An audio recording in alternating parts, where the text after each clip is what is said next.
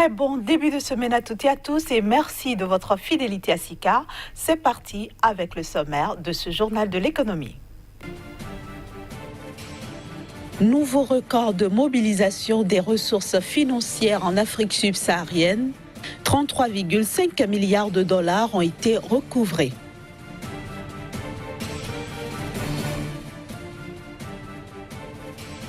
Signature d'un accord de pêche entre le Sénégal et la Guinée-Bissau. Il est valable pour une période de 2 ans.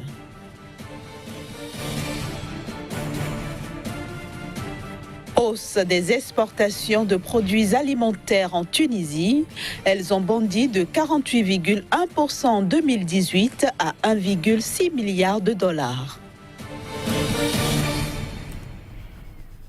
En 2018, l'Afrique subsaharienne a battu un nouveau record de mobilisation des ressources financières sur les marchés obligataires.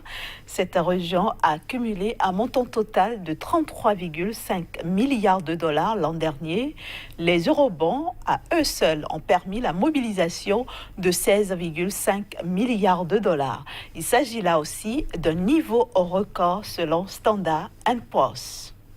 L'Afrique subsaharienne s'illustre dans la mobilisation des ressources financières sur les marchés obligataires tant au niveau local qu'au plan international, avec un montant total de 33,5 milliards de dollars cumulés. En 2018, la région a battu un nouveau record. Le même engouement est noté au niveau de la mobilisation des eurobonds qui ont à eux seuls permis de mobiliser un niveau record de 16,5 milliards de dollars. Cette propension à mobiliser des ressources financières en Afrique subsaharienne se justifie par plusieurs facteurs dont l'accroissement des déficits publics, la détérioration des balances de paiement, la volonté de faire face à des baisses de réserves en devises et l'arrivée à échéance de précédentes dettes. Autant de choses qui ont incité les entreprises et les États à emprunter de manière significative, d'autant que la volatilité sur les marchés occidentaux a poussé de nombreux investisseurs sur des produits obligataires des économies émergentes et frontières plus rentables. Pour leur part, les banques qui ont arrangé ces opérations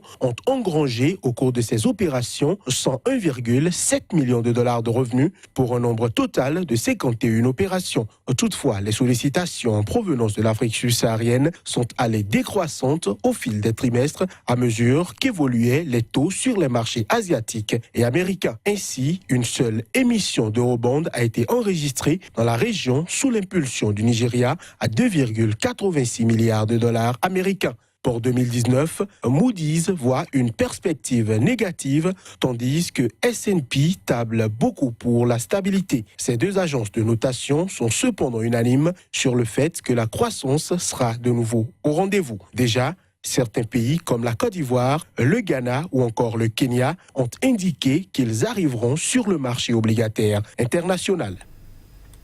La Guinée-Bissau et le Sénégal ont signé un nouvel accord de pêche couvrant une période de 2 ans, ceci dans le but de renforcer les actions allant dans le sens de l'amélioration de la connaissance, de la gestion des ressources halieutiques et des mesures de contrôle des prises réalisées dans les eaux territoriales bissau-guinéennes. Le nouvel accord va aussi favoriser l'intensification des actions de lutte contre la pêche illicite non déclarée et non réglementée, la création de conditions propices à l'évolution et à l'amélioration du système actuel de gestion des ressources de pêche.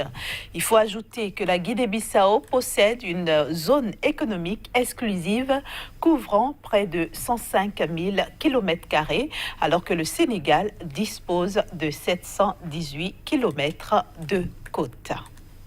Je le disais en titre, les exportations de produits agroalimentaires ont rapporté 1,6 milliard de dollars en 2018 en Tunisie.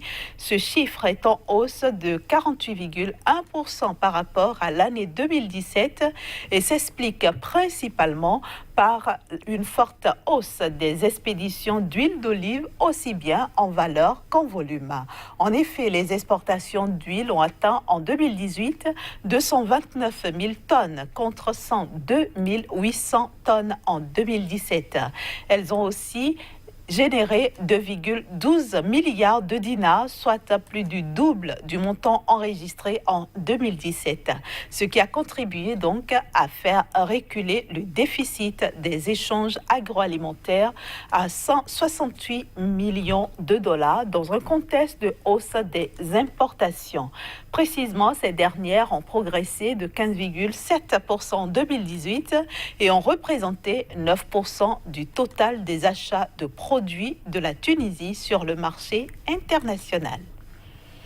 Près de 60% des espèces de café présentes dans le monde courent le risque d'extinction. C'est en tout cas ce qui ressort d'une étude publiée par une équipe de chercheurs à Londres. Selon ces chercheurs, cette situation est le fait du changement climatique et de la déforestation. Plus de précisions dans ce reportage. Près de 60% des espèces de café présentes dans le monde sont menacées d'extinction. À l'origine de cette situation, le changement climatique et la déforestation. Selon les chercheurs des jardins botaniques royaux de Kew, au sud-ouest de Londres, qui révèlent l'information, les variétés concernées sont aussi bien les espèces cultivées comme l'arabica et le robusta que celles sauvages apparentées. En Afrique, les principaux pays affectés sont Madagascar et la Tanzanie. Ces deux États comptent respectivement 43 et 12 espèces de café menacées sur un total de 75 variétés étudiées. Les perspectives sont tout aussi sombres pour l'Éthiopie, terre natale de l'arabica. Considéré comme le principal producteur et consommateur de café du continent, ce pays pourrait en effet connaître une baisse de 85% de ses terres propices de culture d'ici 2080. L'étude révèle par ailleurs que les mesures actuelles de conservation adoptées dans les nations productrices sont insuffisantes pour garantir une protection durable des espèces.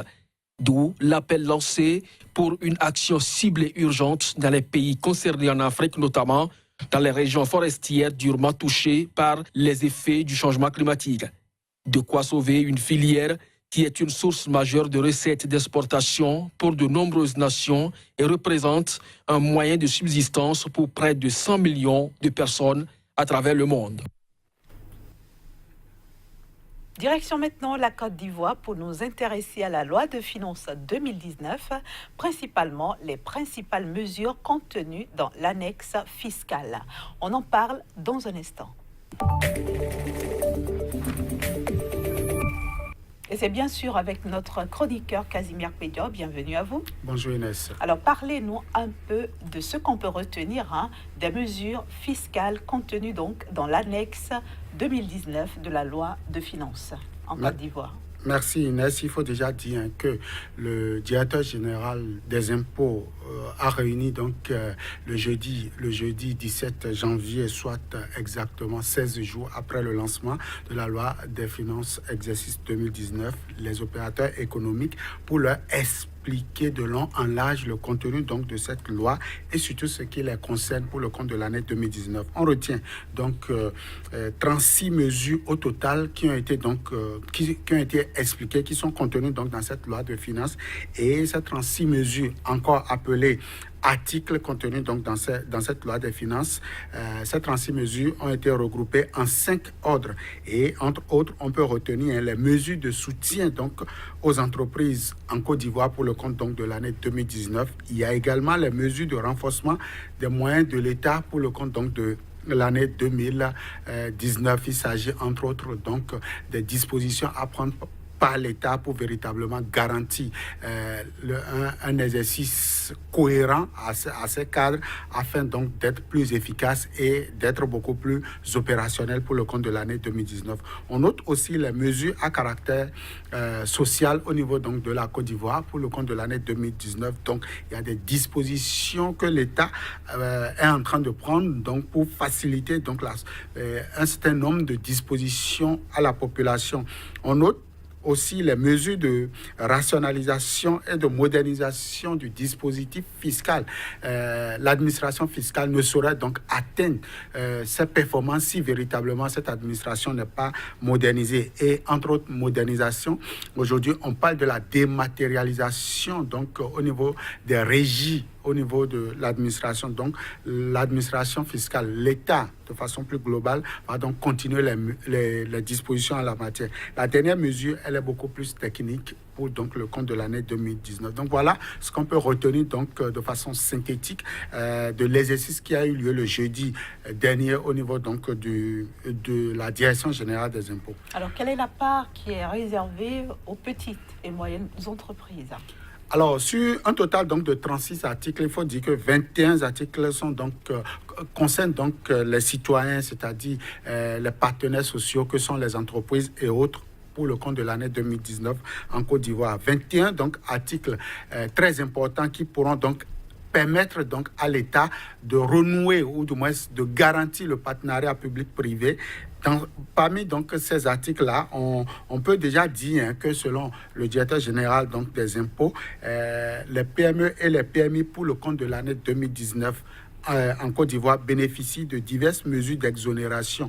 On peut citer en matière de contribution aux patentes. Par exemple, des dispositions d'exonération ont été donc affichées au niveau donc de la loi des finances. On peut également citer l'impôt sur le foncier qui, au cours de l'année donc 2019, verra quelques améliorations en termes donc d'exonération. Voilà ce qu'on peut retenir. Il faut également dire que le directeur a aussi présenté certaines mesures, par exemple, comme les mesures, les dispositions légales prises pour les entreprises qui réalisent un chiffre d'affaires entre 0 francs CFA et 200 millions donc, de francs CFA ont une certaine préférentielle à aller donc vers les impôts, bien évidemment sur vérification de tout ceci.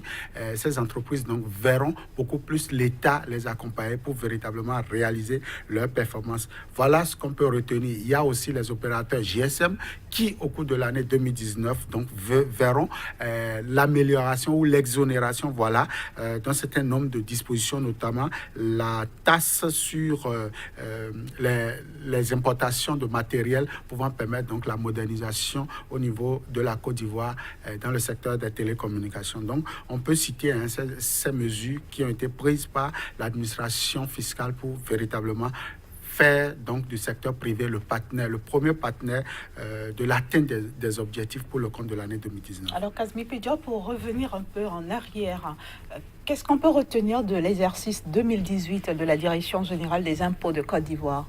Merci Inès. Il faut déjà dire que selon donc la présentation du directeur, l'administration fiscale a pu mobiliser environ 2146 milliards de francs CFA entre le 2 janvier 2018 et le 31 décembre 2018, soit un recouvrement d'environ 99%, ou un total de 170 milliards prévus donc pour le compte de cette année. C'est quand même un objectif véritablement ambitieux.